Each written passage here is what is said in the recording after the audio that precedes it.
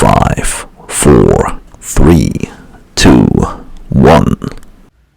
ನಮಸ್ಕಾರ ಗೆಳೆಯರಿ, ಯೂನಿವರ್ಸಲ್ ಅಪ್ಡೇಟ್ಗೆ ಸ್ವಾಗತ. ಉತ್ತರ ಪ್ರದೇಶದ ಪ್ರಯಾಗರಾಜ್ನಲ್ಲಿ ಐತಿಹಾಸಿಕ ಕುಂಭಮೇಳ ನಡೆಯುತ್ತಿದೆ. ಕುಂಭಮೇಳ ಎಂದರೇನು ಮತ್ತು ಕುಂಭಮೇಳದ ಪೌರಾಣಿಕ ಹಿನ್ನೆಲೆ. ದೇವತೆಗಳು ಹಾಗೂ ರಾಕ್ಷಸರು ಸಮುದ್ರ ಮಂಥನ ಮಾಡುವಾಗ ಮಂಥನದಿಂದ ಹುಟ್ಟಿದ ಅಮೃತದ ಸಲುವಾಗಿ ದೇವತೆಗಳು ಹಾಗೂ ರಾಕ್ಷಸರ ಮಧ್ಯೆ ಯುದ್ಧ ನಡೆಯುತ್ತಿತ್ತು.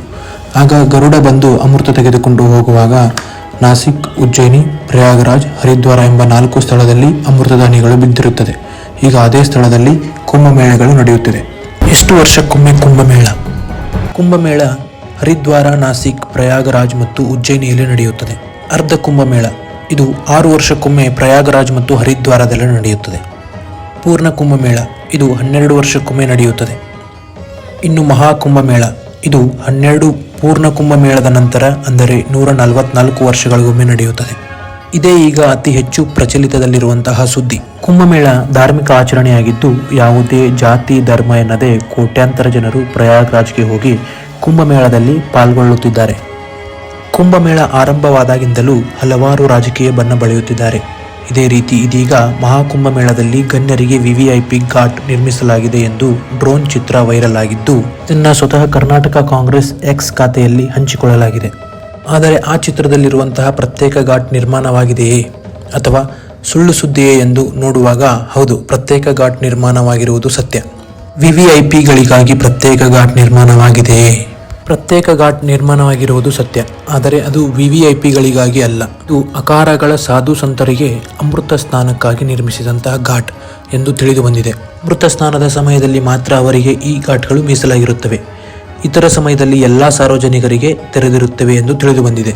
ವಿಶ್ವವೇ ಭಾರತದತ್ತ ತಿರುಗಿ ನೋಡುವಂತಹ ಮಹಾಕುಂಭಮೇಳ. ಜಗತ್ತಿನ ನಾನಾ ಕಡೆಯಿಂದ ಜನರು ಕುಂಭಮೇಳಕ್ಕೆ ಬರುತ್ತಿದ್ದು, ವಿಶ್ವವೇ ಭಾರತದತ್ತ ತಿರುಗಿ ನೋಡುವಂತಾಗಿದೆ. ಆದರೆ ಇದಕ್ಕೆ ರಾಜಕೀಯ ಬಣ್ಣ ಹಚ್ಚುವುದು ಎಷ್ಟು ಸರಿ? ಮಹಾಕುಂಭಮೇಳದಲ್ಲಿ ಜನರಿಗಾಗಿ ಯಾವ ರೀತಿ ಸೌಲಭ್ಯವಿದೆ? ಮಹಾಕುಂಭಮೇಳದಲ್ಲಿ ಸುಮಾರು 40 ಕೋಟಿ ಜನರು ಭಾಗಿಯಾಗುವ ನಿರೀಕ್ಷೆ ಇದೆ. ಉತ್ತರ ಪ್ರದೇಶ ಸರ್ಕಾರ ಕುಂಭಮೇಳಕ್ಕೆಂದು 9,000 ಕೋಟಿ ಹಣ ಬಿಡುಗಡೆ ಮಾಡಿದೆ. ಭಕ್ತಾದಿಗಳಿಗೆ ಅನುಕೂಲವಾಗಲೆಂದು 30 ಸೇತುವೆಗಳನ್ನು ನಿರ್ಮಾಣ ಮಾಡಲಾಗಿದೆ. 69,000 ಬೀದಿ ದೀಪಗಳನ್ನು ಅಳವಡಿಸಲಾಗಿದೆ. ಹಾಗೂ ಸ್ವಚ್ಛತೆಗೆ ಆದ್ಯತೆ ನೀಡಿ 1,50,000 ಶೌಚಾಲಯಗಳನ್ನು ನಿರ್ಮಾಣ ಮಾಡಲಾಗಿದೆ.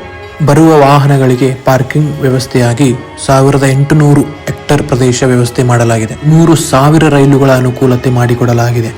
ಇನ್ನೊಂದು ವಿಶೇಷವೇನೆಂದರೆ, ಭೀಷ್ಮ ಕ್ಯೂಬ್ ಎಂಬ ಅತ್ಯಾಧುನಿಕ ಸಂಚಾರಿ ಆಸ್ಪತ್ರೆ ಮಾಡಲಾಗಿದ್ದು, ಇಲ್ಲಿ ಏಕಕಾಲಕ್ಕೆ 200 ಜನರಿಗೆ ಚಿಕಿತ್ಸೆ ನೀಡುವ ವ್ಯವಸ್ಥೆ ಇದೆ. ಎಷ್ಟು ಜನ ಭಾಗವಹಿಸುತ್ತಾರೆಂದು ಮತ್ತು ಸುರಕ್ಷತೆಗಾಗಿ 2,000ಕ್ಕಿಂತ ಹೆಚ್ಚು AI ಕ್ಯಾಮೆರಾಗಳನ್ನು ಅಳವಡಿಕೆ ಮಾಡಲಾಗಿದೆ. ಈಗ ನಡೆಯುತ್ತಿರುವಂತಹ ಮಹಾಕುಂಭಮೇಳ 2025 ಜನವರಿ 13ರಿಂದ ಫೆಬ್ರವರಿ 26ರವರೆಗೆ ನಡೆಯುತ್ತಿದೆ. ಯಾರಿಗೆ ಕುಂಭಮೇಳವನ್ನು ನೋಡಲು ಆಸೆಯಾಗಿದೆಯೋ ಅವರು ಯಾವುದೇ ಊಹಾಪೋಹಗಳಿಗೆ ತಲೆ ಕೆಡಿಸಿಕೊಳ್ಳದೆ ಹೋಗಿ ಬನ್ನಿ. ಯಾವುದೇ ಧಾರ್ಮಿಕ ಆಚರಣೆ ಅಂತ ಬಂದರೆ ಅಲ್ಲಿ ರಾಜಕೀಯವಿರಬಾರದು. ಏಕೆಂದರೆ ಭಾರತ ಮೊದಲಿನಿಂದಲೂ ಧಾರ್ಮಿಕತೆ ಮತ್ತು ಪೌರಾಣಿಕತೆಗಳಿಗೆ ಹೆಸರುವಾದಂತಹ ದೇಶ. ಯಾರು ನಮ್ಮ ಚಾನಲನ್ನು ಸಬ್ಸ್ಕ್ರೈಬ್ ಮಾಡಿಲ್ಲ, ಸಬ್ಸ್ಕ್ರೈಬ್ ಮಾಡಿ, ಲೈಕ್ ಮಾಡಿ, ಶೇರ್ ಮಾಡಿ, ಬೆಲ್ ಬಟನನ್ನು ಒತ್ತಿ. ನಮಸ್ಕಾರ.